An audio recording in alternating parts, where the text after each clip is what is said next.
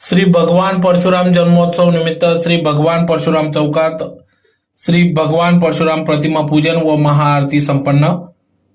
याबाबत अधिक वृत्त असे की धुळे शहरातील कालिका मंदिर शेजारी असलेल्या श्री भगवान परशुराम चौक या ठिकाणी आज दिनांक 29 एप्रिल 2025 रोजी श्री भगवान परशुराम जयंती निमित्त जन्मोत्सवानिमित्त या ठिकाणी सकाळी प्रतिमा पूजन व महाआरती कार्यक्रम पार पडला। या